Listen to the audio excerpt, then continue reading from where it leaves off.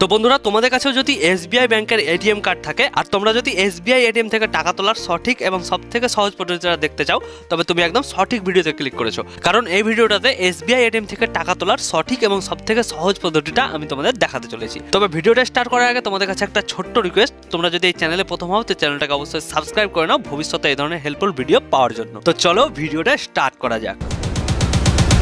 তো বন্ধুরা, আজকে আমি টাকা তোলার জন্য চলে এসেছি একটা এসবিআই এর এটিএম এ। আর যে কোনো একটা এসবিআই এটিএম এর মধ্যে গিয়েই তুমি যেটা দেখতে পাবে একটা বড় এটিএম মেশিন, যার উপরে আছে এখানে স্ক্রিন আর নিচে এখানে কার্ড ঢোকানোর জায়গা, আর তার সাইডে এই জায়গাটা একটা ছোট্ট কিবোর্ডও তোমরা পেয়ে যাবে। এবার তোমার কাছে যে এটিএম কার্ডটা আছে সেটা এই কার্ড ঢোকানোর জায়গায় ঢুকিয়ে দিতে হবে ঠিক এইভাবে। এখানে মনে রাখতে হবে কার্ডের উপর যে চিপটা লাগানো আছে সেটা যেন ওপরের দিকে থাকে, আর চিপটা ওপরের দিকে রেখে ঠিক এইভাবে কার্ডটা ভেতরে ঢুকিয়ে দিতে হবে। আর কার্ডটা ঠিকভাবে ভেতরে ঢোকানোর পরে তোমাকে এটিএম এর স্ক্রিনে দেখতে হবে এখানে ঠিক এইরকম একটা লেখা আসবে যে hi please do not remove your chip card, leave your card inserted during the entire transaction. এর মানে আপনি কার্ডটা বাইরে বের করবেন না, যতক্ষণ আপনার ট্রানজাকশনটা চলছে কার্ডটা আপনি ভেতরেই ছেড়ে দিন। এরপর তোমাকে এখানে ভাষা সিলেক্ট করার জন্য বলা হবে।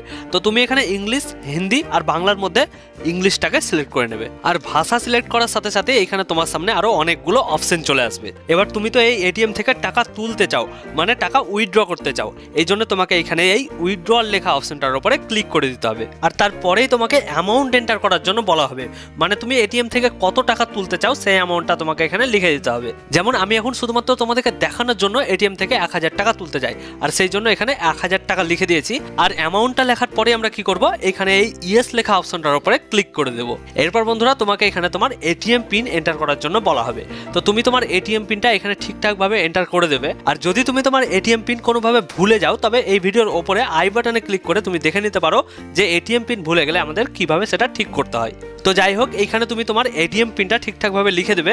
আর এটিএম পিন যখনই তুমি এখানে এন্টার করবে, এটিএম এর স্ক্রিনে তোমার ট্রানজাকশনটা প্রসেসিং হতে দেখা যাবে। এরপর কয়েক সেকেন্ড প্রসেসিং হওয়ার পরেই এটিএম মেশিন থেকে টাকা গোনার মতো একটা সাউন্ড তোমরা শুনতে পাবে। আর তার মানে বন্ধুরা, এটিএম মেশিন থেকে আমাদের টাকাটা বেরিয়ে আসতে চলেছে নিচে এই জায়গাটা দিয়ে। আর এই দেখো, এখানে বলতে বলতেই আমার টাকাটা এটিএম মেশিনের ভেতর থেকে বাইরে বেরিয়ে চলে এসেছে।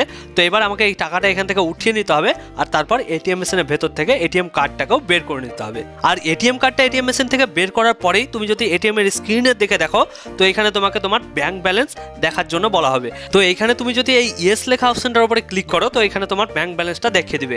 আর যদি তুমি নোতে ক্লিক করো, তবে এখানেই তোমার ট্রানজাকশনটা কমপ্লিট হয়ে যাবে। তো বন্ধুরা, এটিএম থেকে টাকা তোলার এটাই হচ্ছে সঠিক এবং সবথেকে সহজ পদ্ধতি। তাই এই ভিডিওটা যদি তোমার ভালো লাগে তো ভিডিওটাকে একটা লাইক করো, আর এই চ্যানেলটাকে অবশ্যই সাবস্ক্রাইব করে রাখো ভবিষ্যতে এই ধরনের হেল্পফুল ভিডিও পাওয়ার জন্য।